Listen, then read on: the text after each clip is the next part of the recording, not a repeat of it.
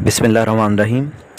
पिछली दहाई में पाकिस्तान दहशत गर्दी का शिकार रहा है और अब आइंदा आने वाली दहाइयों तक माहौलियाती दहशत गर्दी का शिकार रहेगा। है जुर्म ज़ईफ़ी की सज़ा मर्ग मफाजात के मिसल इस माहौलियाती दहशत गर्दी के हवाले से सादिक आती है। अगर देखा जाए तो ग्लोबल वार्मिंग और माहौलियाती तब्दीली पूरी दुनिया का मसला है, मगर पाकिस्तान इससे सबसे ज़्यादा मुतासर होने वाले ममालिक की फहरिस्त में 8वां नंबर है। इस नहज तक पहुँचने में किसने कितना हिस्सा डाला और कौन क्या कर रहा है, ये जानना बहुत ज़रूरी है। माहौलियाती तब्दीली कैसे रूनुमा हो रही है और इसके क्या असरात होंगे, इसे समझने के लिए पहले ये समझते हैं कि ज़मीन पर मौसम कैसे बदलते हैं और यहाँ औसत दर्जा हरारत में गैर मामूली इजाफ़ा क्यों हो रहा है।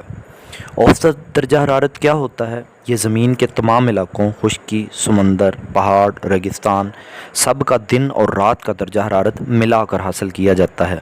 20वीं सदी में ज़मीन का औसत दर्जा हरारत तकरीबन 13.5 डिग्री सेंटीग्रेड था, जो मुसलसल बढ़ रहा है। 2005 से लेकर अब तक रिकॉर्डेड इंसानी तारीख के सबसे गर्म साल थे। ज़मीन पर मौसमों का बदलाव इसके अपने महवर पर झुकाव की वजह से है, जो तकरीबन 23.5 डिग्री है, जिसकी वजह से मौसम बनते हैं। ज़मीन के शुमाली कुरे पर आधा साल सूरज की रोशनी ज़्यादा देर तक पड़ती है तो वहाँ मौसम गर्मा होता है, जबकि उसी वक्त जनूबी कुरे पर कम रोशनी पड़ती है तो वहाँ मौसम सरमा चल रहा होता है। ज़मीन की फ़िज़ा का इसके मौसम और दर्जा हरारत से गहरा ताल्लुक़ है। अगर ज़मीन की फ़िज़ा ना होती तो यह शायद एक ठंडा सयारा होता। ज़मीन की फ़िज़ा में कई ग्रीन हाउस गैसें मौजूद हैं, जिनमें कार्बन डाइऑक्साइड, मीथेन और बुखारात शामिल हैं। ये गैसें सूरज की हरारत को जज़ब करके ज़मीन का औसत दर्जा हरारत बढ़ाती हैं। अगर फ़िज़ा में इन गैसों की मिक़दार मामूल से बढ़ जाए तो ज़मीन पर औसत दर्जा हरारत भी बढ़ जाएगा। इससे गैर मामूली मौसमी तब्दीलियाँ रूनुमा होती हैं। गर्मी की शिद्दत बढ़ती है, शदीद मौसमों के दौरानिया में इजाफ़ा होता है, जिससे सैलाब, कहत, तूफ़ान और कुदरती आफात का सिलसिला बढ़ता है। गोया इंसानी सरगर्मियों से पैदा करदा ग्रीन हाउस गैसों के अखराज से दुनिया तबाही के दहाने पर जा सकती है।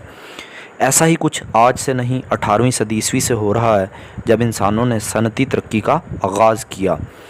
कोयले और ज़मीन से निकलने वाला ईंधन यानी पेट्रोल, डीज़ल वगैरह से मशीनें, रेलगाड़ियाँ, हवाई जहाज़, इंडस्ट्रियाँ चलाकर ग्रीन हाउस गैसों की मिक़दार फ़िज़ा में बढ़ रही है।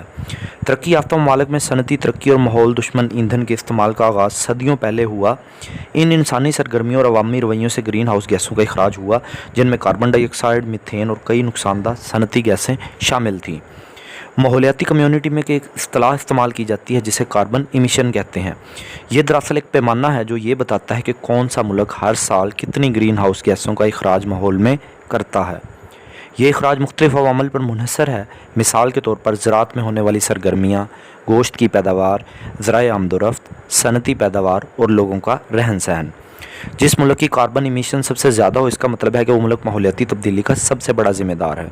अगर हम आदाद शुमार पर नज़र दौड़ाएँ तो दुनिया में 1950 तक कुल कार्बन इमिशन तकरीबन 6 अरब टन थी, यानी 6 अरब टन कार्बन डाइऑक्साइड बिलवास्ता या बिला वास्ता फ़िज़ा में खारिज हो रही थी।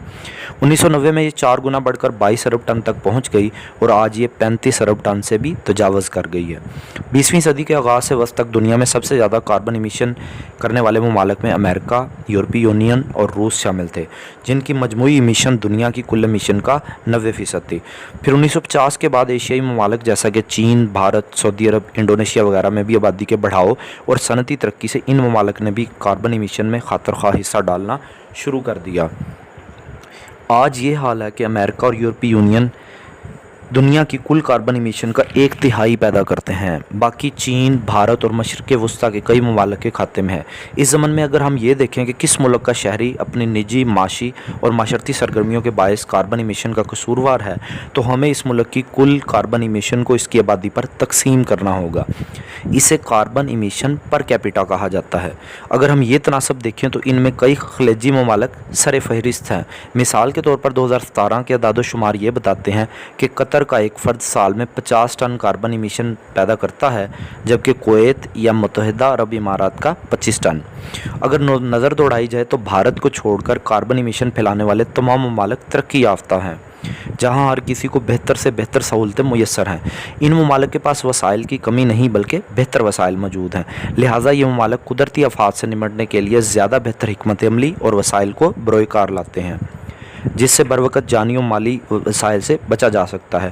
اس کے علاوہ یہ ممالک ماحولیاتی تبدیلیوں کے خطرات سے باخبر ہو کر متبادل توانائی کے حصول کے ذرائع کے لیے کوشاں نظر آتے ہیں۔ اگر ہم کاربن ایمیشن کو دیکھیں تو پاکستان کا اس میں حصہ بہت کم ہے۔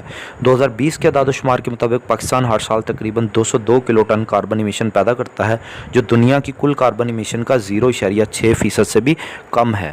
یہ اس لیے ہے کہ پاکستان ایک زرعی ملک ہے جہاں صنعتی پیداوار بہت کم ہے۔